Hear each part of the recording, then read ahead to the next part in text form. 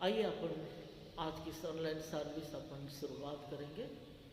आज विशेष करके हम सब पवित्र आत्मा के अवतरण के बाद तीसरा रविवार में हम सब प्रवेश कर रहे हैं इस ऑनलाइन सर्विस में।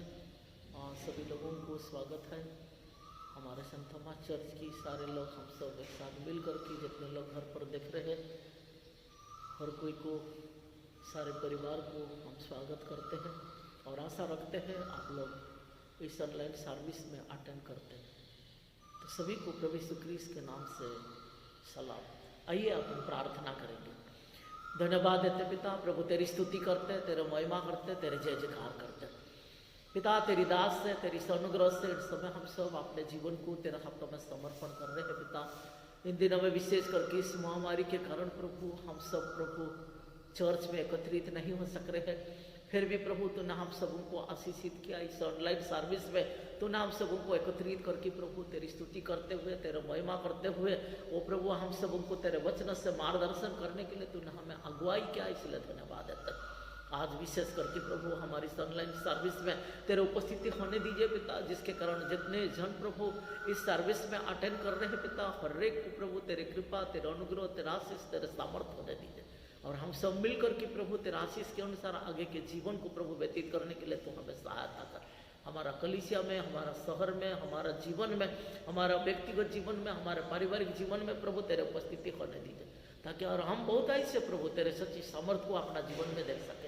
इसलिए तेरी स्तुति करते, तेरे महिमा करते। आज की आराधना में वो प्रभु तो हम सबों को अगुवाई कर, ताकि तेरे इस वचनों को बोलने के लिए, तेरी स्तुति करने के लिए, तेरे जय जयकार करने के लिए हर एक कार्य में प्रभु तेरे उपस्थिति होने दीजिए। इसलिए तेरी स्तुति करते हुए, तेरे महिमा करते हुए, तेरे जय जयकार करते हुए अपने हृदय को, अपने अंतकरण को, अपने तन मन को तेरे हाथों में रखते हमारे उद्धारकर्ता यीशु मसीह का नाम से मांगते, सुन और ग्रहण कर, आमीन।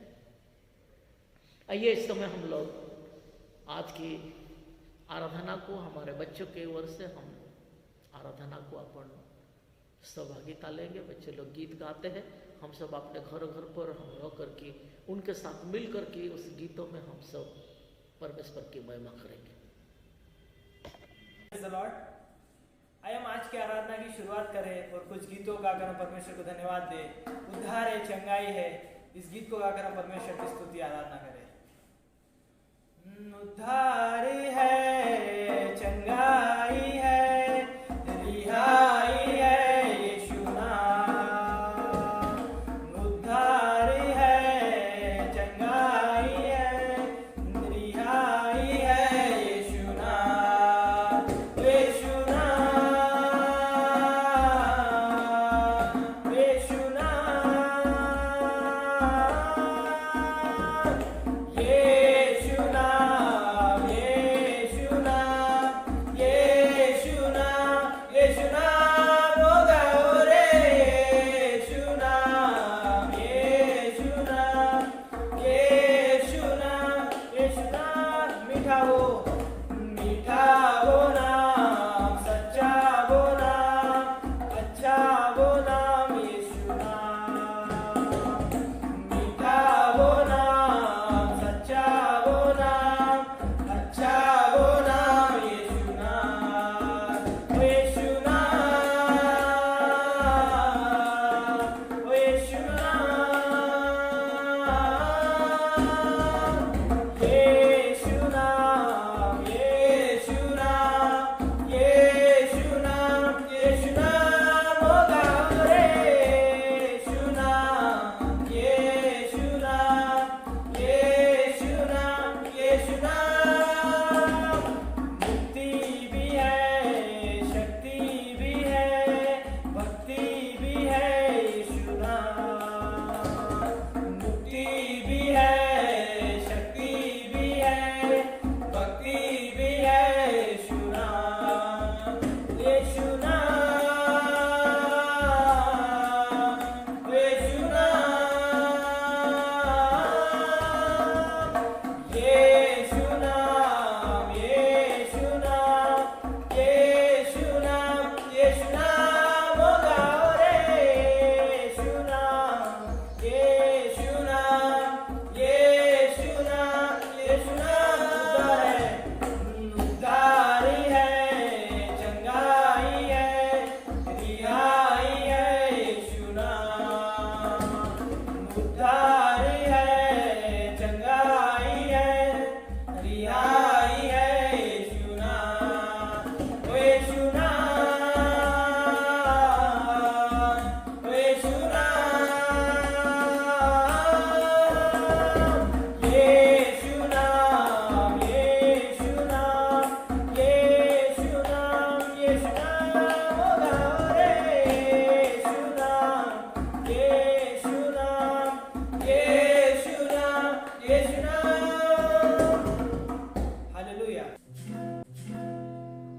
गीत गाकर उस परमेश्वर की स्तुति आराधना करें। कमजोर दिल की ताकत है यीशु, इस गीत को गाकर हम परमेश्वर को धन्यवाद दें। कमजोर दिल की ताकत है यीशु, बेआस लोगों की हिम्मत है यीशु। कमजोर दिल की ताकत है यीशु, बेआस लोगों की हिम्मत है यीशु। तो गा लो यीशु नाम, बन जाएंगे काम। तो गा लो यीशु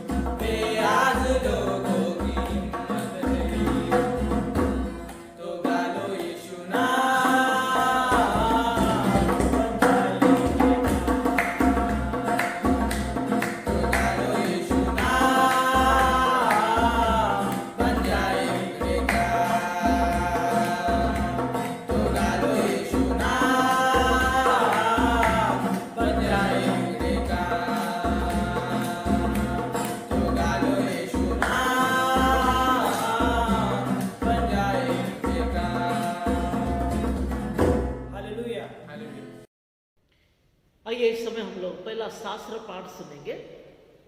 ఈ దినమునకై ఏర్పాటు చేయబడినటువంటి వాక్య భాగము 1వ రాజుల గ్రంథము 19వ అధ్యాయము 19వ వచనం నుండి 21వ వచనం వరకు. 1వ రాజులు 19వ అధ్యాయము 19 నుండి 21 వచనం వరకు ఇలాగు వ్రాయబడు. ఏలియా అచ్చట నుండి పోయిన తరువాత అతనికి షాపాతు కుమారుడైన ఎలీషా కనబడెను. అతడు తన ముందరనున్న 12 అరకల ఎడ్ల చేత దుక్కి దున్నించుచు 12వ అరక తాను తోలుచుండెను. ఏలియా అతని చెరబోయి తన దుప్పటి అతని మీద వేయగా అతడు ఎడ్లను విడచి ఏలియా వెంట పరుగెత్తి, నేను పోయి నా తల్లిదండ్రులను ముద్దు పెట్టుకొని తిరిగి వచ్చి నిన్ను వెంబడించదనని చెప్పి అతనిని సెలవు అడుగగా అతడు, పోయి రమ్ము, నా వలన నీకు నిర్బంధము లేదని చెప్పాను. అందుకతడు అతనిని విడిచి వెళ్లి కాడి ఎడ్లను తీసి వధించి వాటి మాంసమును గొర్తినొగల చేత వంట చేసి జనులకు వడ్డించెను. వారు భోజనము చేసిన తరువాత అతడు లేచి ఏలియా వెంబడి వెళ్లి అతనికి ఉపచారము చేయుచుండెను. ఈ పరిశుద్ధ వాక్యము ఇంతటితో ముగియుచున్నది. दूसरा शास्त्र पाठ सुनेंगे नया नियम से। प्रेरितों के काम 4 अध्याय 13 से लेके 22 तक, एक्ट चैप्टर 4 13 to 22। जब उन्होंने पतरस और यूहन्ना का साहस देखा और यह जाना कि अनपढ़ और साधारण मनुष्य है तो आश्चर्य किया। फिर उनको पहचाना कि यीशु के साथ रहे हैं उस मनुष्य को अच्छा हुआ था उनके साथ खड़े देखकर वे विरोध में कुछ न कह सके, परंतु उन्हें सभा के बाहर जाने की आज्ञा देकर वे आपस में विचार करने लगे, हम इन मनुष्यों के साथ क्या करें, क्योंकि यरूशलेम के सब रहने वाले प्रकट है कि उनके द्वारा एक प्रसिद्ध चिन्ह दिखाया गया है और हम उनका इनकार नहीं कर सकते, परंतु इसलिए कि ये बात लोगों और अधिक फैल न जाए, हम उन्हें धमकाए कि इस नाम से किसी मनुष्य से बात न करे। तब उन्हें बुलाया और चेतावनी देकर यह कहा, यीशु के नाम से कुछ भी बोलना और न सिखाना। परंतु पतरस और यूहन्ना ने उनको उत्तर दिया, तुम ही न्याय करो, क्या यह परमेश्वर के निकट भला है कि हम परमेश्वर की बात से बढ़कर तुम्हारी बात माने, क्योंकि यह तो हमसे ही हो नहीं सकता, जो हमने देखा और सुना है वो न कहे। तब उन्होंने उनको और धमका कर छोड़ दिया, क्योंकि लोगों के कारण उन्हें दंड देने का कोई दाव नहीं मिला, इसलिए कि जो घटना हुई थी उसके कारण सब लोग परमेश्वर की बड़ाई करते थे। वो मनुष्य जिस पर यह चंगा करने का चिन्ह दिखाया गया था 40 वर्ष से अधिक। भजन संगीता के पूरा अपन पाली पाली से पढ़ेंगे। सभी को प्रेज द लॉर्ड। आज का शास्त्र पाठ है भजन संहिता 65वां अध्याय 4 से लेकर 8, साम्स चैप्टर 65 वर्सेस 4 to 8। क्या ही धन्य है वह जिसको तू चुनकर अपने समीप आने देता है कि वह तेरे आंगनों में वास करे। हम तेरे भवन के अर्थात तेरे पवित्र मंदिर के उत्तम उत्तम पदार्थों से तृप्त होंगे। हे हमारे उद्धारकर्ता परमेश्वर, हे पृथ्वी के सब दूर दूर देशों के और दूर के समुद्र पर के रहने वालों के आधार, तू धर्म से किए हुए भयानक कामों के द्वारा हमें मुंह मांगा वर देगा। तू जो पराक्रम का फेटा कसे हुए अपनी सामर्थ्य से पर्वतों को स्थिर करता है, तू जो समुद्र का महाशब्द, उसकी तरंगों का महाशब्द और देश देश के लोगों का कोलाहल शांत करता है, इसलिए दूर दूर देशों के रहने वाले तेरे चिन्ह देखकर डर गए हैं। तू उदयाचल और अस्ताचल दोनों से जय जयकार करता है। ये परमेश्वर का वचन है। परमेश्वर का धन्यवाद हो। आराधना में है छुटकारा, आराधना में है चंगाई, आराधना में है छुटकारा, आराधना में है चंगाई, शरीर आत्मा में शांति आनंद देता है, जाचे करा प्रभु, शरीर आत्मा में शांति आनंद देता है, जाचे करा प्रभु। प्रार्थना करे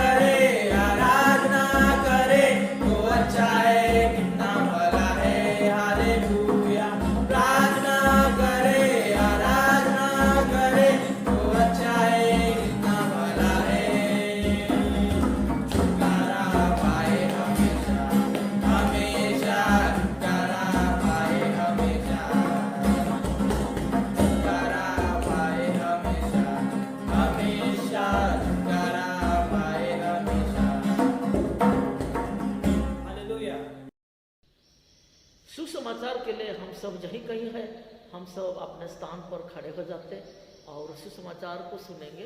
प्रेज द लॉर्ड सभी को। हम परमेश्वर के वचन को पढ़ेंगे। मरकुस उसका 3 अध्याय 7 से लेके 19 तक। यीशु अपने चेलों के साथ झील की ओर चला गया और गलील से एक बड़ी भीड़ उसके पीछे हो ली, और यहूदिया और यरूशलेम और इदुमिया और यरदन के पार और सूर और सैदा के आसपास से एक बड़ी भीड़ यह सुनकर कि वह कैसे अचंभे के काम करता है, उसके पास आई। उसने अपने चेलों से कहा, भीड़ के कारण एक छोटी नाव मेरे लिए तैयार रहे, ताकि वे मुझे दबा न सके, क्योंकि उसने बहुतों को चंगा किया था। इसलिए जितने लोग रोगग्रस्त थे उसे छूने के लिए उस पर गिरे पड़ते थे। अशुद्ध आत्माएं भी जब उसे देखती थी तो उसके आगे गिर पड़ती थी और चिल्लाकर कहती थी कि तू परमेश्वर का पुत्र है। और उसने उन्हें बहुत चिताया कि मुझे प्रकट न करना। फिर वह पहाड़ पर चढ़ गया और जिन्हें वह चाहता था उन्हें अपने पास बुलाया, और वे उसके पास आए। तब उसने 12 पुरुषों को नियुक्त किया कि वे उसके साथ साथ रहे, और वह उन्हें भेजे कि वे प्रचार करें और दुष्ट आत्माओं को निकालने का अधिकार रखे।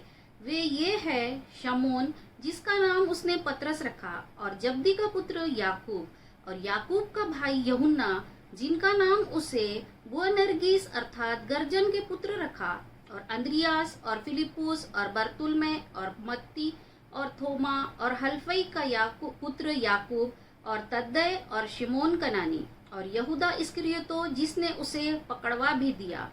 परमेश्वर का धन्यवाद हो।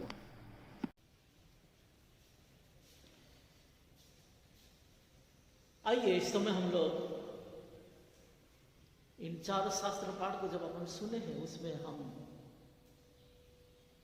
पहला राजा उसकी 19 अध्याय 19 से 21,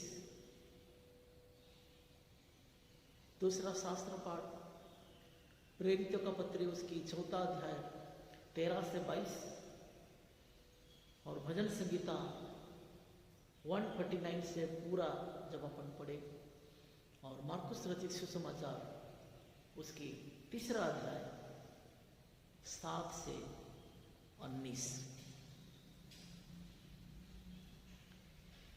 यीशु अपने चेलों के साथ झील की ओर चला गया, और गलीली से एक बड़ी भीड़ उसके पीछे हो ली, और यूदिया और यरूशलेम और इंदुकिया और यरदान के पास और सूर और सैद के आसपास से एक बड़ी भीड़ यह सुनकर कि वह कैसे अचंभे के काम करता है, उसके पास आई।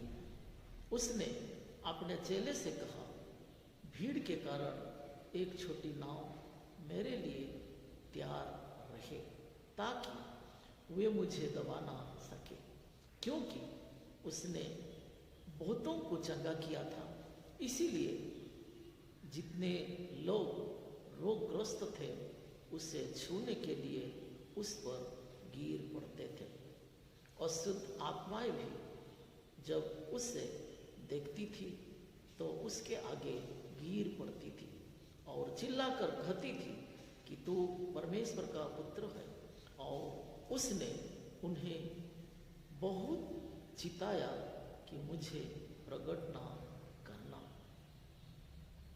फिर वह पहाड़ पर चढ़ गया और जिन्हें वह चाहता था उन्हें अपने पास बुलाया, और वे उसके पास आए। तब उसने 12 पुरुष को नियुक्त किया कि वे उसके साथ रहे, और वह उन्हें भेजे कि प्रचार करें और दुष्ट आत्मा को निकालने का अधिकार रखे। वे ये है साइमन, जिसका नाम उसने पतरस रखा, और जब्दी का पुत्र याकूब, और याकूब का भाई योना, जिनका नाम उसने बोअनर्गिस अर्थात गर्जन के पुत्र रखा, और अंद्रियास और फिलिपुस और बरतुल्मै और मत्ती और थोमा और हल्फई का पुत्र याकूब और थोदे और समन का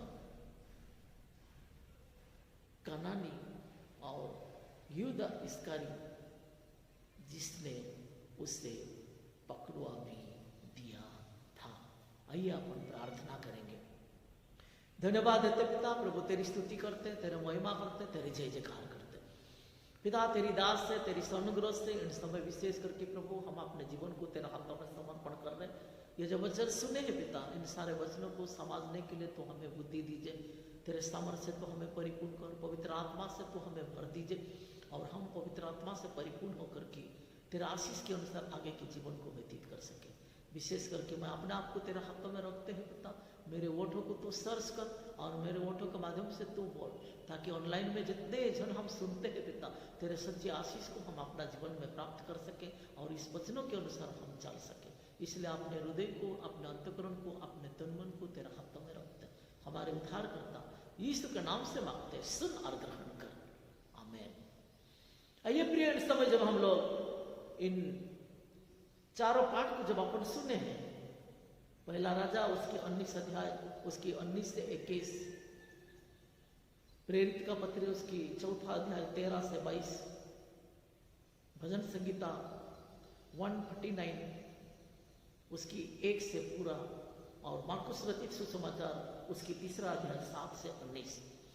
उसमें से हम एक ही उद्देश्य को हम देखते हैं, एक ही थीम देखते हैं जो इस प्रकार है।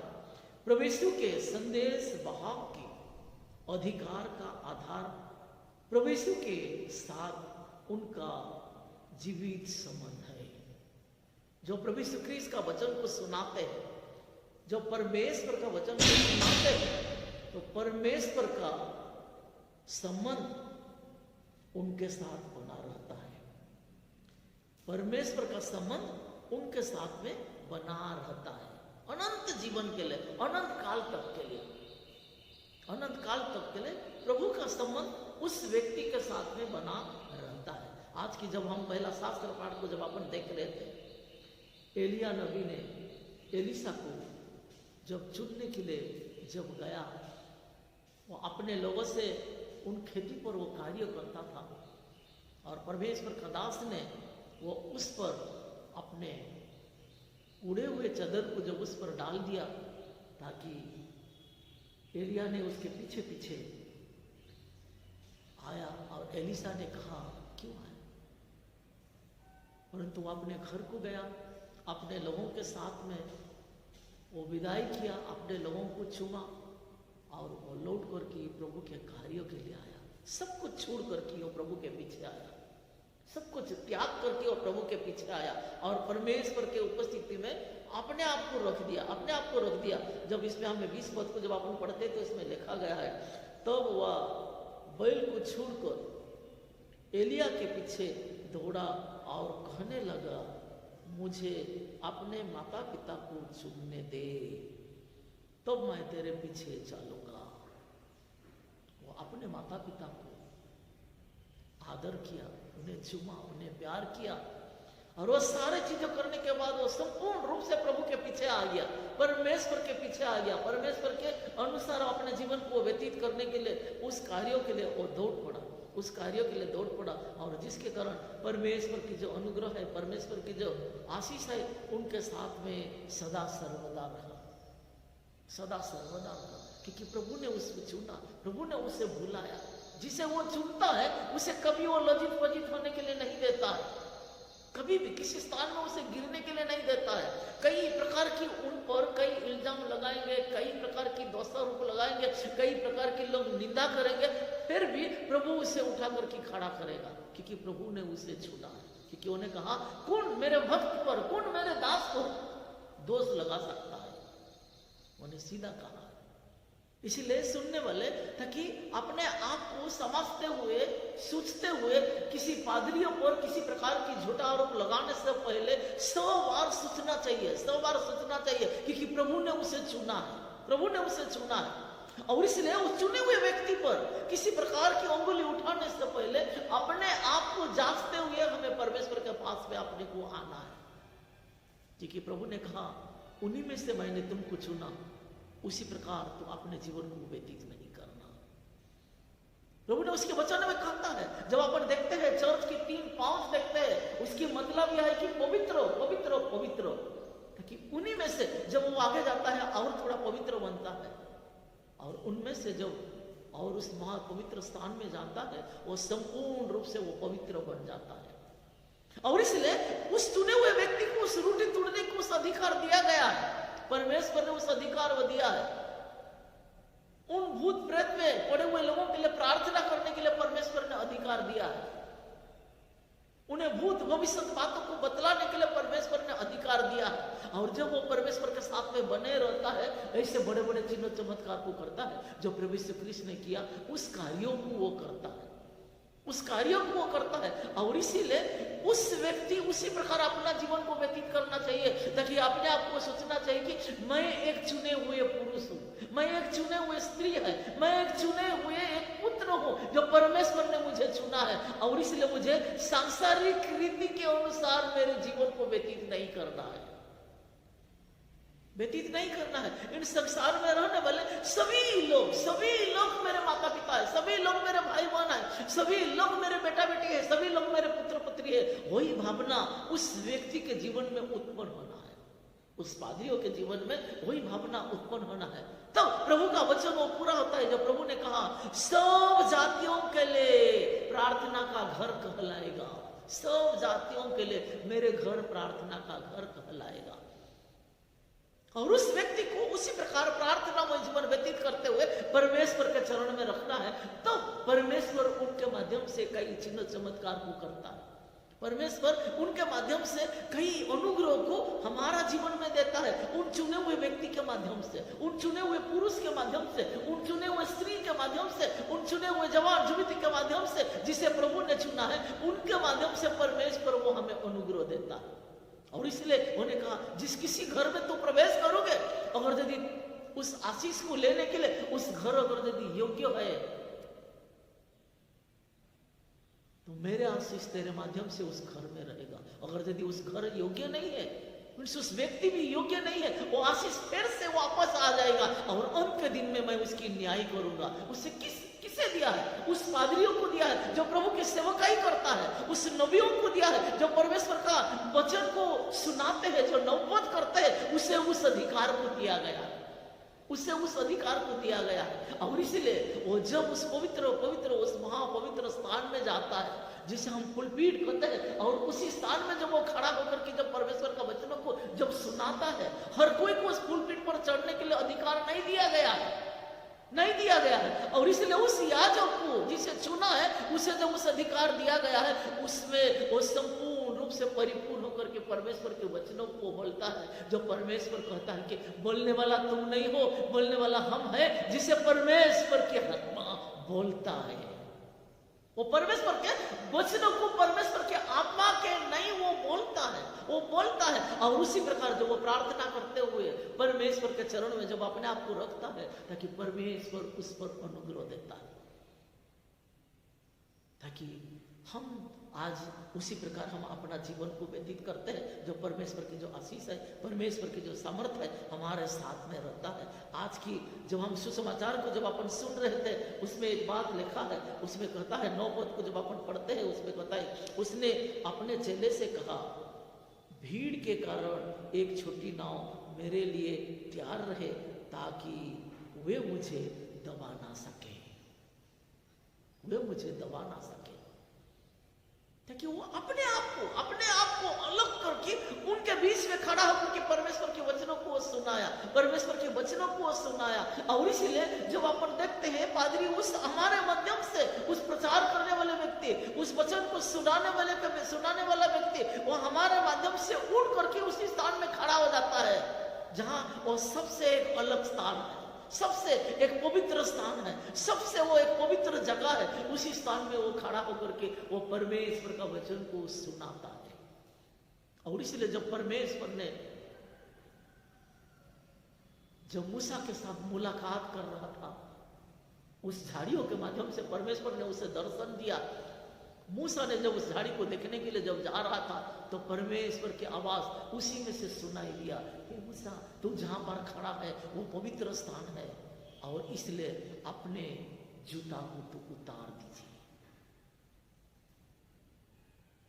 मीन्स अपने जीवन के सारे कलंकित को, जिसे अशुद्ध हम समझते हैं, उसे तो उतार करके फेंक दीजिए, उतार करके फेंक दीजिए। अपने अंदर में जितने छल कपट है, अपने अंदर में जितने निंदा, ईर्ष्या, क्रोध, वो सारे चीजों को त्याग दीजिए। और अगर यदि उसे त्यागने नहीं सकते हैं तो हम परमेश्वर का अनुग्रह को प्राप्त नहीं कर सकते हैं, परमेश्वर का वस्त्र को हम पहनने नहीं सकते हैं, परमेश्वर का आत्मा को हम अपना जीवन में धारण नहीं कर सकते हैं। और इसलिए उसे हमें उतार करके फेंकना है, उसे अपने को त्यागना है, तब हम हमारा जीवन में एक नई जीवन को प्राप्त करते हैं। इसलिए इसे कहा गया है कि अधिकार का आधार प्रभु यीशु क्रिस्त के साथ उनका जीवन नई संबंध हो जाता है।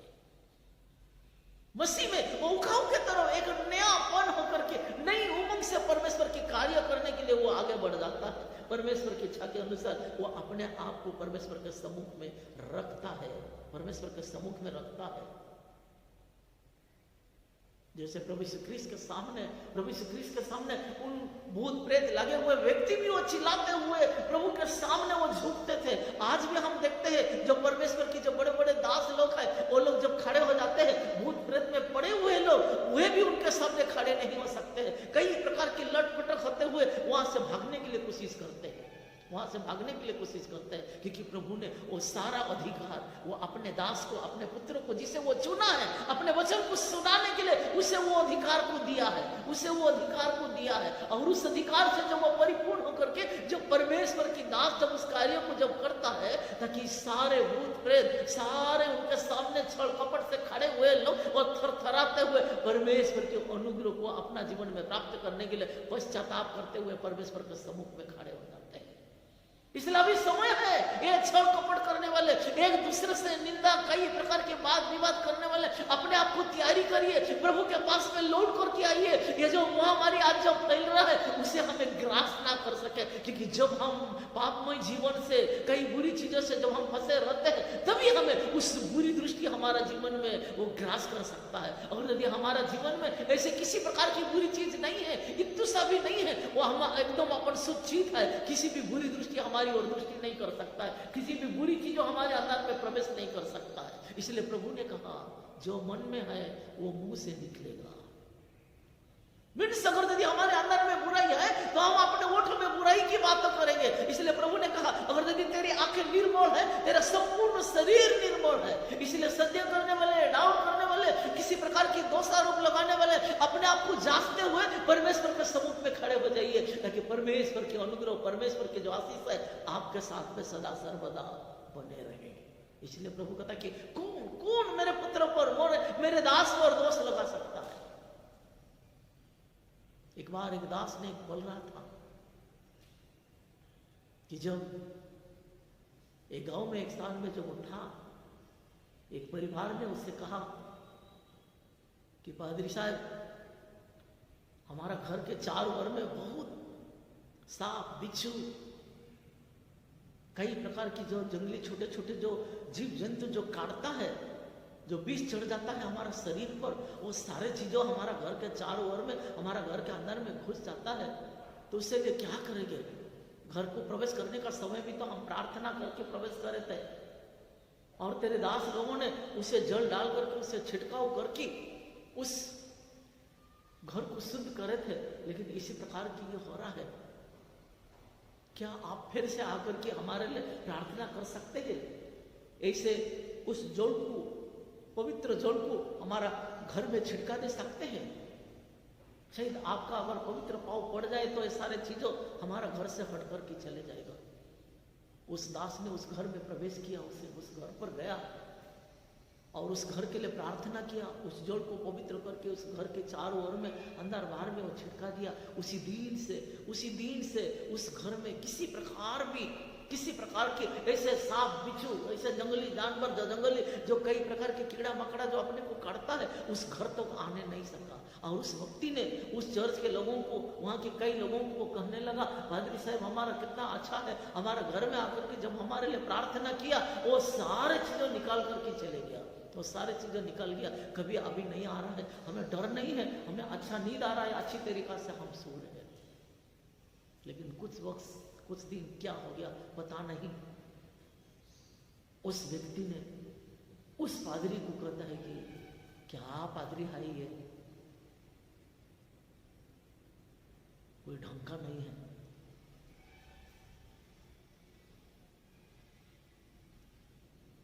उस पादरी को वो बात सुनकर के बहुत दुख लगा, लेकिन वो कुछ नहीं कहा, सिर्फ उनके लिए सिर्फ प्रार्थना करते रहा, प्रार्थना करते रहा। मेरे प्रियो, आज हम वही हो जाते हैं, वही हो जाते हैं। और यदि सचमुच में वो परमेश्वर से जुड़े हुए व्यक्ति रहता है, सारे चीजों को सह लेता है और प्रार्थना वही जीवन ही व्यतीत करते रहना, क्योंकि प्रभु ने कहा बदलने वाला मैं हूं, बदला लेने वाला मैं हूं और बदलने वाला मैं हूं, बदला लेने वाला मैं हूं और बदलने वाला मैं हूं।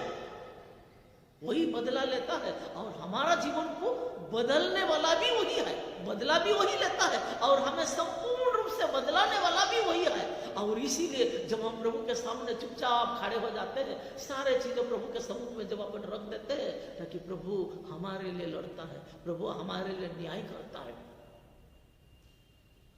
इसीलिए हमें डरना नहीं है। अगर यदि आज हम खड़े हो रहे हैं परमेश्वर का वचन को सुनाने के लिए, तो हमें नहीं डरना है, हमें नहीं डरना है। उन सताने वालों के लिए नहीं डरना है, उन विरोधी से उठने वाले लोगों के लिए नहीं डरना है। हमारे से पहले हमारे से प्रभु को, हमारे यीशु मसीह को इससे कई इल्जाम लगाए हैं, कई प्रकार की बातें कहे। हम तो मनुष्य है, हम तो मनुष्य है, हमें क्या नहीं कहेंगे, क्या नहीं बोलेंगे। अपने को सहना है और परमेश्वर के चरण में अपने आप को रख करके सिर्फ प्रार्थना करते रहना है, प्रार्थना करते रहना है।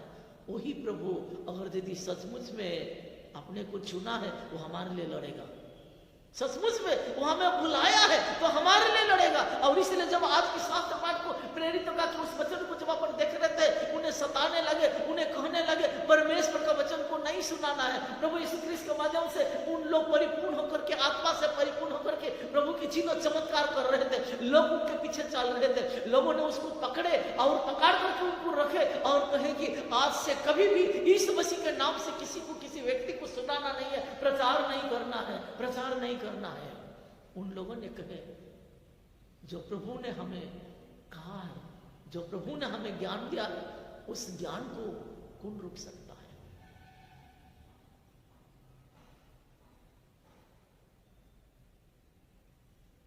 और उन लोगों ने चुपचाप उसे सिर्फ कहे कि इन्हें अपन कूड़ा मार करके छोड़ देते, इन्हें अपन जातना दे करके छोड़ देते, इन्हें अपन ताड़ना दे करके छोड़ देते।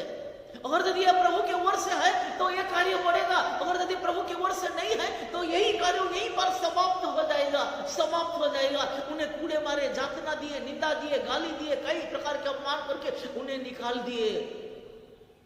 परंतु उन चेले लोगों ने उन वचनों को और दूसरे स्थान में, दूसरे जगह में जाकर के परमेश्वर का संदेश को वो लोग सुनाने लगे, परमेश्वर का संदेश को वो लोग सुनाने लगे, परमेश्वर का वचन को और बहुत से सामर्थ्य से परिपूर्ण होकर के वो सुनाने लगे। आज की दूसरा पत्री उसकी 4 अध्याय उसकी 13 से अगर यदि पढ़ते हैं, ये सारे बातों को अपन देखते हैं, ये सारे बातों को अपन देखते हैं।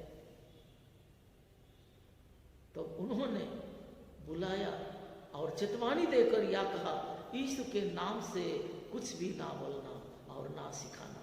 परंतु पतरस और योना ने उनको उत्तर दिया, तुम ही न्याय करो, क्या यह परमेश्वर के निकट भला है कि हम परमेश्वर की बातों से बढ़कर तुम्हारी बातों माने। इसलिए हमें परमेश्वर का शब्दों को सुनना बहुत जरूरी है। यह मनुष्य हमें तितर बितर करने के लिए, एक दूसरे को झगड़ा लगवाने के लिए कई प्रकार की बातचीत करते हैं, कई प्रकार के हमारा जीवन में आकर के बोलते हैं। परंतु उन दोनों की बातों को सुनते हुए, इन सारे लोगों की बातों को सुनते हुए हमें प्रभु की ओर दृष्टि करना है, प्रभु की ओर दृष्टि करना है। वही प्रभु सच्चाई को जो प्रकट करता है वो हमारे लिए न्याय करेगा, वो सारे बातों को हमारे लिए वो प्रकट करेगा, हमारे लिए लड़ेगा। इसलिए किसी मनुष्य की बातों को सुनकर के किसी के विरुद्ध में अपने को खड़ा नहीं होना, खड़ा नहीं होना है। उसी समय हमें प्रभु की ओर दृष्टि करना है। वो प्रभु जो हमें अगुवाई करता है उस वचनों के अनुसार हम अपने आप को रखना है, ताकि परमेश्वर की जो अनुग्रह है, परमेश्वर की जो आशीष है वो हमारे साथ में रहे। क्योंकि परमेश्वर की कृपा को, परमेश्वर के अनुग्रह को हम अपना जीवन में प्राप्त करते हैं। इसीलिए हमें निडर होकर के प्रभु के सामने सिर्फ खड़े रहना है। हमारे वोटों के माध्यम से बोलने वाला वही है, सताने वाला कभी भी परमेश्वर का वचनों को रुकने नहीं सकता है, क्योंकि हम प्रभु की ओर से, प्रभु के माध्यम से, प्रभु के आत्मा से परिपूर्ण होकर के जब हम बोलते हैं, कोई हमें रुकने नहीं सकता है, कोई रुकने नहीं सकता है। इस पृथ्वी पर कोई नहीं है, रुकने नहीं सकता है, कोई नहीं है। इसलिए कहा गया कि स्वर्ग और पृथ्वी के बीच में दूसरा कोई नाम नहीं है, वो यीशु का नाम। और वो यीशु का आशीष को तुम बतलाने चाह रहे, वो यीशु का अनुग्रह को अगर यदि तुम बतलाने चाह रहे, वो यीशु का जो सखी अगर यदि तुम बनने के लिए जा रहे, सती सखी अगर यदि तुम बना रहे, तो तुम्हें कोई नहीं रुक सकते हैं, कोई नहीं रुक सकते हैं। इस संसार में कोई नहीं रुक सकते हैं, क्योंकि प्रभु आपके वोटों के माध्यम से आपकी गवाही को बोलने के लिए चाहता है, अपने गवाही को सुनाने के लिए चाहता है। और इसलिए अपने आप को तैयारी हो जाओ, ये सुनने वाले तैयारी हो जाओ, ये छड़ कपट से पड़े हुए लोग अपने आप को तैयारी करते हुए प्रभु की उपस्थिति में अपने आप को रख दीजिए, ताकि प्रभु आपके वोटों के माध्यम से बोलने के लिए चाहता है, प्रभु आपके वोटों के माध्यम से गवाही देने के लिए चाहता है, अपने चर्च में, अपने लोगों के बीच में, अपने समाज में, अपने देश में वो बोलने के लिए चाहता है, ताकि जो आज प्रभु को पहचानते नहीं है वो सुनकर के प्रभु को स्वीकार कर सकता है, प्रभु के चरण में आ सकता है। इसलिए उस बातों को स्मरण करते हुए हमेशा प्रभु के सम्मुख में अपने आप को रखने के लिए तैयारी कर दीजिए, ताकि प्रभु आपके वोटों के माध्यम से बोलने के लिए चाहता है। और आपका एक प्रभु का एक जीवित संबंध रहता है, जिसे कोई नहीं तोड़ सकते, कोई नहीं अलग कर सकते। और इसलिए वो कहा, कौन मुझसे तुझसे अलग कर सकता है। रोमियो का पत्र 8 अध्याय का 35 को पढ़ते तो कहता है कि कौन मुझसे तुझे अलग कर सकता है। ना क्लेश, ना दुख, ना जख्म, ना तलवार, ना बीमारी, ना किसी प्रकार की महामारी, ना किसी प्रकार की डर, कोई हमें प्रभु से अलग नहीं कर सकता, क्योंकि प्रभु हमारे वोटों के माध्यम से बोलने के लिए चाहता है। अपने वोटों को प्रभु के हाथों में दे दीजिए, अपने आप को परमेश्वर के हाथों में समर्पण कर दीजिए, ताकि प्रभु आपके वोटों के माध्यम से, अपने वोटों के माध्यम से बोलेगा, और हम सुनने वाले उस आशीष से परिपूर्ण होकर के परमेश्वर के अनुग्रह से परिपूर्ण हो जाएंगे। तो आइए अपन प्रार्थना करेंगे। धन्यवाद देते पिता, प्रभु तेरी स्तुति करते, तेरे महिमा करते, तेरे जय जयकार करते। पिता इन सुंदर वचनों को प्रभु तूने बोला है पिता, इसलिए धन्यवाद देता। इस वचनों के अनुसार चलने के लिए तो हमें अगुवाई कर, और तेरे आशीष के अनुसार तो हमें ले जा। तेरे कृपा, तेरे अनुग्रह, तेरा आशीष हमारे साथ में होने दीजिए। हमारा वोटों को तेरे हाथों में समर्पण कर रहे हैं पिता, हमारा संपूर्ण शरीर को तेरे हाथों में दे दे रहे हैं पिता। इस वोटों से प्रभु तेरे पवित्र वचनों को तू बोल, तेरे पवित्र गवाही को प्रभु तू उत्पन्न कर, ताकि हम लोगों के बीच में खड़े हो सके और तेरे सच्ची गवाही बन करके अपना जीवन को व्यतीत कर सके। इसलिए तेरी स्तुति करते हुए, तेरे महिमा करते हुए, हमारे संपूर्ण कलीसिया को, सारे लोगों को तेरे चरणों में रख के इस प्रार्थना हमारी उद्धार करता इस मसीह के नाम से मांगते, सुन और ग्रहण कर, आमीन। आइए हम सब एक साथ विश्वास वचन को अंगीकार करेंगे। मैं सर्वशक्तिमान पिता, स्वर्ग और पृथ्वी के सृष्टिकर्ता परमेश्वर पर विश्वास करता हूँ। मैं उसके एकलौते पुत्र हमारे प्रभु यीशु मसीह पर विश्वास करता हूँ। वह पवित्र आत्मा के सामर्थ्य से गर्भ में आया और कुमारी मारिया से जन्मे। उन्होंने पंडित पिलातुस के शासन में दुख भोग, वह क्रूस पर चढ़ाया गया, मरा और गड़ा गया और मृत्यु लोक में उतरे। तीसरे दिन वह जी उठा, वह स्वर्ग पर चढ़ गया और पिता के दाहिने और विराजमान हुए। वह जीवित और मृत्यु का न्याय करने के लिए फिर आएगा। मैं पवित्र आत्मा पर, पवित्र सर्वलौकिक कलीसिया पर, संतों की संगति, पापों की क्षमा, देह की पुनरुत्थान और शाश्वत जीवन पर विश्वास करता हूँ, आमीन। विवाह घोषणा। कुमार साहेल, पिता शांता कुमार, श्याम चेनूर, अविवाहित पुरुष संत थॉमस चर्च के गुगुस सीएनआई चर्च की सभासद है। पिता शांता कुमार श्याम चेनूर की ज्येष्ठ पुत्र है। कुमारी स्वाति राजाराम मंत्री के पुत्री, अविवाहित स्त्री, सेंट थॉमस चर्च सीएनआई गुगुस की सभासद है। इन दोनों की विवाह की घोषणा मैं करता हूँ। आप लोगों में से इनके विवाह नहीं होना तो आप लोग लिखित रूप से हमारे सेंट थॉमस चर्च की प्रीस्ट इंचार्ज को या पास्टेड कमेटी को लिखित रूप से दे सकते हैं, नहीं तो सदा के लिए चुप रहेंगे। ये दूसरी पुकार है, ये दूसरी पुकार है। और इनकी विवाह की स्थल है, विवाह की स्थल है इंडी होटल चंद्रपुर में होगा। तारीख है 5 तारीख को, जुलाई 5 तारीख को समय 4 बजे, जुलाई 5 तारीख को समय 4 बजे इंडी होटल चंद्रपुर में इसकी विवाह की आयोजन किया जाएगा। तो आइए इन जुड़ों के लिए अपन प्रार्थना करेंगे। धन्यवाद देते पिता, प्रभु तेरी स्तुति करते, तेरे महिमा करते, तेरी जय जयकार करते। पिता तेरी दास से, तेरी अनुग्रह से इन समय हम सब अपने आप को तेरे हाथों में समर्पण कर रहे पिता, ताकि इन दोनों बच्चों को प्रभु तो जुड़ने के लिए जा रहे हैं पिता। हम तेरे सम्मुख में उपस्थित होकर के इन दोनों बच्चों को तेरे हाथों में समर्पण कर रहे और इन दोनों परिवार को तेरे हाथों में दे रहे। उन्हें तैयारी कर लीजिए पिता, उनके अंतःकरण को तो सुचित करके तेरे महिमा के लिए उन सबों को तो इस्तेमाल कर, ताकि वो वैवाहिक जीवन में परिपूर्ण होकर के तेरे एक सुंदर एक परिवार बनकर के इस पृथ्वी पर अपने जीवन को व्यतीत करने के लिए तुमसे आशीषित कर। तेरे सामर्थ, तेरे अनुग्रह, तेरा आशीष उनके साथ में सदा सर्वदा हो दे। इसलिए तेरी स्तुति करते हैं, तेरा महिमा करते हैं, तेरे जय जयकार करते हैं। इन दोनों परिवार को, इन दोनों बच्चों को तेरे हाथों में रख के इस प्रार्थना हमारी उद्धार करता यीशु मसीह के नाम से मांगते हैं, सब ग्रहण कर, आमीन। आइए इस समय हम लोग नोटिस सुनते हैं, ताकि सभी कलीसिया की सारे सदस्यों को मैं सूचना देना चाहता हूं कि ऑफिस की टाइम टेबल जो मेरा है 10 बजे से 12:30 बजे तक ऑफिस में मैं बैठ रहा हूँ। सुबह 10 बजे से 12:30 बजे तक मैं ऑफिस में बैठ रहा हूँ। और उसी बीच में अगर यदि कोई ऑफिशियली काम है, किसी प्रकार की बातचीत करना चाहते हैं, तो आप आकर के मिल सकते हैं। चाहे पास्टेड कमेटी की हो, चाहे पास्टेड कमेटी में रिलेटिव हो, चाहे पास्टेड कमेटी का कोई भी सदस्य हो, उसी बीच में आकर के आप उस ऑफिशियली समय में आकर के मिल सकते हैं। और उसके बाद अभी धीरे धीरे खुल गया है और मंगलवार से मैं मेरा विजिटिंग का घर को, हर परिवार को मुलाकात के लिए मैं निकलूँगा। 4 बजे से मैं शाम को संध्या 4 बजे से 2-3 घर में मिलते हुए मैं वापस मेरे घर को आऊँगा।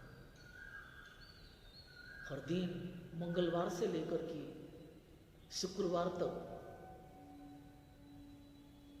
सुबह 10 बजे से लेकर 12:30 बजे तक मैं ऑफिस में रहूँगा, मंगलवार से लेकर शुक्रवार तक। तो ध्यान दीजिए। और उसी बीच में आप ऑफिस में आकर के जो भी ऑफिशियली कार्य है आप मिल सकते हैं, चाहे पास्टेड कमेटी का सदस्य हो, चाहे सेक्रेटरी, ट्रेजरर, जो कोई भी हो, इसी समय में आकर के आप मिल करके चर्च के उस कार्यों को आप अपन निभा सकते हैं। एक दूसरे से मिलते हुए अपन उस कार्य को कर सकते हैं। आइए इस समय हम लोग हमारे सेक्रेटरी के तरफ से हम जो भी सूचना है अपन सुनेंगे। सभी को प्रेज द लॉर्ड। सबसे पहले मैं परमेश्वर को धन्यवाद देना चाहता हूँ आज के सुंदर से दिन के लिए, जो कि परमेश्वर ने हम सबके जीवन में दिखाया है। आज की जो सूचना है वो इस प्रकार से है। हर रविवार जो हमारी ऑनलाइन आराधना है वो सुबह 11 बजे शुरू होती है और इसका यूट्यूब लिंक हम लोग हमारे चर्च के व्हाट्सएप ग्रुप में शेयर करते हैं। अगर आप सुबह 11 बजे अगर ऑनलाइन आराधना में शामिल नहीं भी हो पाते हैं तो जब कभी आपको समय मिलता है आप उस लिंक पे क्लिक करके इस आराधना में शामिल हो सकते हैं। अब मुझे बताते हुए आप सभी को खुशी हो रही है। 16 जून 2021 को पास्टेड कमेटी मीटिंग संपन्न हुई और सर्वसम्मति से श्री जेम्स मंत्री को ट्रेजरर के रूप में चुना गया है। हमारे जो bishop nominee Shri Ramdas Sarkilla uncle जो थे उनका कार्यकाल समाप्त हो चुका था, इस वजह से ट्रेजरर का जो पद था वो रिक्त था और उनके स्थान पर श्री जेम्स मंत्री को पास्टेड कमेटी ने सर्वसम्मति से चुना है ट्रेजरर के कार्य के लिए, और मैं इसके लिए श्री जेम्स मंत्री को शुभकामनाएं देता हूं, बधाई देता हूं, और आशा करता हूं कि वे कलीसिया की उन्नति के लिए कार्य करेंगे और हम सभी पास्टर कमेटी के सदस्य उनको सहयोग करेंगे और सभी लोग मिलकर चर्च के डेवलपमेंट के लिए कार्य करेंगे। नागपुर डायसिस से हमें एक लेटर मिला है जिसके मुताबिक काउंसिल जो है, नागपुर डायसिसन काउंसिल का जो जनरल मीटिंग है 14 और 15 जुलाई 2021 को होने जा रहा है, और ये Bethren hall Saint Michael school Chandrapur में ये काउंसिल का मीटिंग होगा। हमारे कलीसिया से 5 लोग हैं काउंसिल के रिप्रेजेंटेटिव, उन सभी से मैं गुजारिश करता हूं कि 14 और 15 जुलाई 2021 को आप लोग इस मीटिंग में ज़रूर आइएगा और इस मीटिंग को अटेंड कीजिएगा। इसके लिए जो भी आपको जानकारी चाहिए आप उनसे संपर्क कर सकते हैं, या फिर पास्टर साहब से भी आप संपर्क कर सकते हैं। और जो इसका जो लेटर है, लेटर के साथ में एक फॉर्म आया हुआ है, उस फॉर्म को आपको फिलअप करना है, आपका एक फ़ोटो भी उसमें लगाना है, और जितना जल्दी हो सके वो फॉर्म फिलअप करके सेक्रेटरी या फिर पास्टर के पास में आपको जमा करना है। तो कृपया इस बात का ध्यान रखें। एजीएम के लिए भी हमें जो नागपुर डायसिस की ओर से लेटर मिला है उसके मुताबिक 10 जुलाई 2021 से वोटर लिस्ट की प्रक्रिया शुरू होने जा रही है। सो मैं कलीसिया के सभी लोगों से गुजारिश करता हूं कि आपका अगर मंथली कलेक्शन अगर ड्यू है, किसी महीने का अगर आपका ड्यू है, कोई भी उसके अलावा मंथली कलेक्शन के अलावा भी अगर कोई ड्यू है, तो कृपया ट्रेजरर से आप संपर्क करें और आपके जो भी ड्यूज है वो क्लियर करें, ताकि वोटर्स की जो पहली लिस्ट है उसमें आपका नाम आ सके। आपके जो ऑफरिंग्स हैं, मंथली प्लेज या फिर Sunday worship offering, thanks giving, marriage day offering, birthday offering, या फिर किसी प्रकार का डोनेशन हो तो आप ऑनलाइन पे कर सकते हैं। ऑनलाइन पे करने के लिए हमारा सेंट थॉमस चर्च का जो यूको बैंक का अकाउंट है वो हमने चर्च के व्हाट्सएप ग्रुप में शेयर किया हुआ है, उस अकाउंट में आप लोग ऑनलाइन ट्रांसफ़र कर सकते हैं। ऑनलाइन ट्रांसफ़र करने के बाद में उसका स्क्रीनशॉट लेकर आप सेक्रेटरी, ट्रेजरर या फिर पास्टर को आप शेयर कीजिएगा, ताकि आपको उसकी रसीद जो है समय पर हम लोग दे सकें। फरवरी, मार्च, अप्रैल और मई 2021 के जो रसीद है वो पास्टर साहब के पास में अवेलेबल है। फरवरी, मार्च, अप्रैल और मई, ये 4 महीनों में अगर आपने किसी भी प्रकार का दान दिया हो तो उसकी जो रसीदें हैं, कृपया आप जब कभी चर्च में आते हो प्रार्थना के लिए, उस समय आप पास्टर साहब से ये रसीद जो है आप ले सकते हैं। फरवरी 2021 के पहले के जो भी अगर रसीद है, अगर आपको नहीं मिला है, किसी भी प्रकार का आपने दान दिया है, तो उसके लिए हमारे जो भूतपूर्व ट्रेजरर है श्री इजराइल मंत्री, आप उनसे संपर्क करें और अपना जो भी ड्यू है वो उनसे अपना रसीद उनसे ले लीजिए। और आपका अगर कोई ड्यू है वो ड्यू भी आप क्लियर करने के लिए हमारे जो वर्तमान ट्रेजरर है श्री जेम्स मंत्री, आप उनसे संपर्क करिएगा। कोविड-19 की महामारी के लिए आप लोग प्रार्थना कीजिएगा। स्थिति अभी धीरे धीरे सामान्य हो रही है, फिर भी पूरी रीति से हमें अभी तक मुक्ति नहीं मिली है। इस बात के लिए आप लोग अपने प्रार्थना में याद रखिएगा। और आप सभी से मैं गुजारिश करता हूं, हमारे कलीसिया में बहुत सारे लोग बीमार हैं, उन सभी के लिए आप अपने व्यक्तिगत और पारिवारिक प्रार्थना में याद रखिएगा। विशेष तौर से Mr Lazarus Mantri, Mr Swamidas Tandra, Mr DK Sundar Rao, Mr Yohan Madhar, Mr Ashok Atkur, Mrs and Mr Sundar Rao Baikan, Mrs and Mr Samuel Tandra, Mrs Sunita Yesuratnam Tandra, Mrs Veena Patil, Mrs Shaila Kalwar, Mrs Shyamala Channu और मिसेस नलिनी सोलोमन, ये सभी लोग हमारे कलीसिया के सदस्य हैं और किसी न किसी बीमारी से पीड़ित हैं। इनकी चंगाई के लिए मैं आप सभी से गुजारिश करता हूं कि आप प्रार्थना में याद रखिएगा।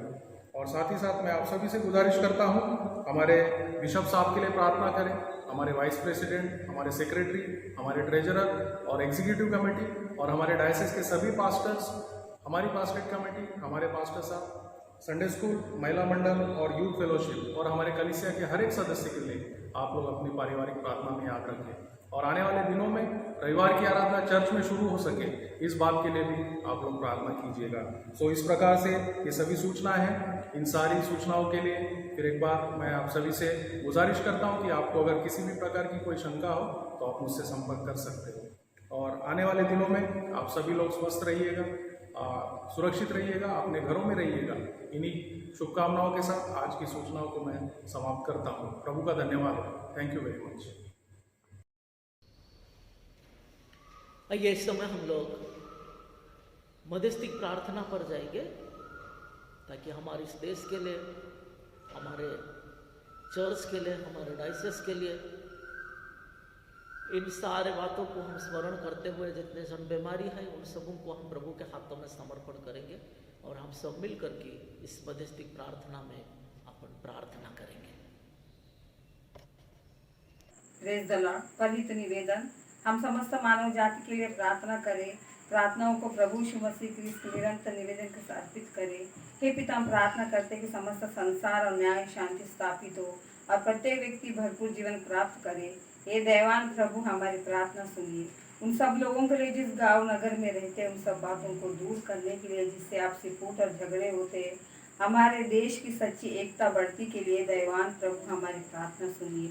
उन सब लोगों के लिए जो कृषि उद्योग अथवा व्यापार में लगे हुए सब मजदूर और कारीगरों के लिए, उन सब के लिए जो हमारे देश की रक्षा करते हैं, ये दयावान प्रभु हमारी प्रार्थना सुनिए। अध्यापकों, छात्रों, वैज्ञानिकों, लेखकों, कलाकारों, उन सब व्यक्तियों के लिए जो अन्य लोगों की विचार और भावनाओं को प्रभावित करते हैं, हे दयावान प्रभु हमारी प्रार्थना सुनिए। उन सब लोगों के लिए जो दुखी है, बेरोजगार है, भूखे प्यासे, दरिद्र, दलित है, बीमार और मरनासन है, उन सब व्यक्तियों के लिए जो ऐसे लोगों की सेवा और सहायता करते हैं, दयावान प्रभु हमारी प्रार्थना सुनिए। हमारे तथा अन्य देश की सब शासकों के लिए, विशेषकर हमारे राष्ट्रपति, प्रधानमंत्री, इस राज्य के राज्यपाल और मुख्यमंत्री और उनके लिए जो लोग किसी प्रकार का अधिकार रखते हैं, दयावान प्रभु हमारी प्रार्थना सुनिए। संपूर्ण मसीह समाज एकता और निर्मिलाप के लिए समस्त संसार में उनकी गवाह और सेवा कार्य के लिए ये दयावान प्रभु हमारी प्रार्थना सुनिए। भारत में आपके समस्त कलीसिया के लिए, उसकी परिषदों अगुवों, विशेषकर हमारे प्रमुख धर्माचार्य, मॉडरेटर, दक्षिण भारत की कलीसिया के प्रमुख धर्माचार्य, मार्थमा कलीसिया की पेट्रोपोलिटन, हमारे धर्माचार्य, बिशप, हमारे पुरोहित और आपकी कलीसिया के सब अन्य धर्म सेवकों के लिए सच्चाई से, लगन से आपकी सेवा करते धन्यवाद। ये दयावान प्रभु हमारी प्रार्थना सुनिए। यह वर्दे कि इन सब भक्तों के सब जिन्होंने हमारे जीवन में सच्चाई से आपकी सेवा की, हम भी आपके राज्य में शाश्वत आनंद से सहभागी हो सके, दयावान प्रभु हमारी प्रार्थना सुनिए। हे स्वर्गीय पिता, अपने राज्य को शीघ्र प्रकट कीजिए, हमारी प्रार्थनाओं को सुनिए। हम आपके पुत्र, अपने प्रभु उद्धारकर्ता यीशु मसीह के नाम से मांगते, आमीन। आइए इस समय हम लोग एक साथ मिलकर के गीत गाएंगे और इस गीत के समय में हम अपने घर पर जहीं कहीं भी है, हम अपने दान को हम इकट्ठा करेंगे और जब अपन चर्च खुलती है तो अपन आकर के चर्च में उस भेंट को जमा करेंगे। तो आइए इस गीत गाने का समय में आप भी आपके घर पर गाइए और अपने दान को उठाइए। आइए इस समय हम लोग दान के लिए प्रार्थना करेंगे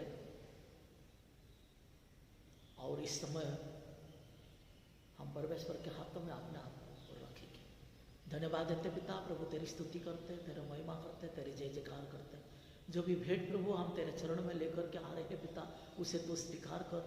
जिस हाथों से दिए पिता तू उससे सुचित कर, जिस भंडार से निकाले पिता तू उससे परिपूर्ण कर। और इस भेंट के माध्यम से ताकि तेरे कार्यों, तेरे महिमा के लिए तू इस्तेमाल कर और तेरे उपयोग में तू लेकर के, इसलिए इस भेंट को हम सबों को तेरे चरणों में रखते, हमारे उद्धार करता यीशु के नाम से मांगते हैं, सुन और ग्रहण कर, आमीन। सेनाओं का यहोवा हमारे संग संग है, याकूब का परमेश्वर हमारा ऊंचा गढ़ है। सेनाओं का यहोवा हमारे संग संग है, याकूब का परमेश्वर हमारा ऊंचा गढ़ है। जिसने आकाश बनाया, जिसने पृथ्वी बनाई, ओ जिसने आकाश बनाया, जिसने पृथ्वी बनाई, जो सर्वशक्तिमान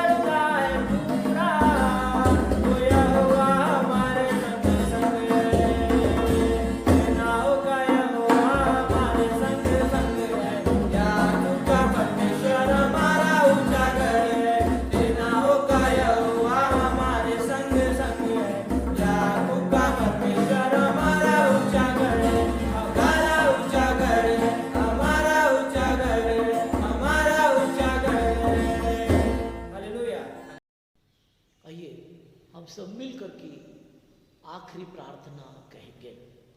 हे दावान प्रभु, हम तेरी स्तुति करते हैं, तेरे महिमा करते हैं, तेरे जय जयकार करते हैं। पिता, तेरी दास से, तेरी अनुग्रह से इस समय हम सब अपने जीवन को हम तेरे हाथों में समर्पण कर रहे हैं। पिता, तेरी आराधना में, तेरी स्तुति प्रशंसा में, तेरे सुंदर वचनों में प्रभु तूने हम सबों के साथ में रोकर के तेरा आशीष को तो हमारा जीवन में प्रकट किया, इसलिए धन्यवाद देते हैं। तेरे महिमा करते हैं, तेरी स्तुति करते हैं, तेरे जय जयकार करते हैं। इन समय प्रभु जब हम अपने घर पर रहते हैं पिता, डर भय से प्रभु इन सारी स्थिति में तेरे उपस्थिति होने दीजिए। इन फैलने वाले सारे महामारी से तो हम सबों को बचा करके तेरे आशीष के अनुसार तो हमारा जीवन को तो हमें व्यतीत करने के लिए दीजिए, क्योंकि तूने हमें चुना है पिता एक विश्वासी होने के लिए, एक विश्वासी जीवन यापन करके तेरा आशीष के अनुसार चलने के लिए तूने हमें बुलाया है पिता। इसलिए औरों के नहीं हमारा जीवन को व्यतीत होने के लिए ना दीजिए, ताकि हम सच्चे एक विश्वासी होकर के एक दूसरे से मिलते हुए तेरे अनुग्रह के अनुसार अपना जीवन को व्यतीत करने के लिए तो हमें मार्गदर्शन कर, ताकि तेरे कृपा, तेरे अनुग्रह, तेरा आशीष हमारे साथ में सदा सर्वदा होने दे। हमारे धर्मराज के लिए प्रार्थना करते हैं, हमारे बिशप साहिब के लिए, वो प्रभु आने वाले काउंसिल के लिए, जो प्रभु आने वाले महीना में 14-15 का प्रभु जो काउंसिल होता है उस स्थान में तेरे उपस्थिति होने दीजिए। तेरे भय से चलने वाले को तो नियुक्ति कर लीजिए। जो भी प्रभु बीमारी है पिता हमारा कलीसिया में, उन सारे लोगों को तेरे चरण में रखते हैं, उन सबों को प्रभु तो अनुग्रह दीजिए, उन्हें चंगाई दीजिए, वे सुस्त सबल होकर के तेरे सामर्थ को अपना जीवन में देख सके, ताकि तेरे कृपा, तेरे अनुग्रह, तेरा आशीष उनके साथ में सदा सर्वदा होने दे। इन समय बोलते क्या है पिता, मांगते क्या है पिता, तू देख रहे हमारा जीवन को तेरा आशीष से, तेरे सामर्थ्य तो हमें परिपूर्ण कर। तेरे कृपा, तेरे अनुग्रह, तेरा आशीष हमारे साथ में सदा सर्वदा होने दे। इसलिए तेरी स्तुति करते हुए, तेरे महिमा करते हुए अपने हृदय को, अपने अंतःकरण को, अपने तन-मन को तेरे हाथों में देके इस प्रार्थना हमारी उद्धारकर्ता यीशु मसीह के नाम से मांगते हैं, सुन और ग्रहण कर, आमीन।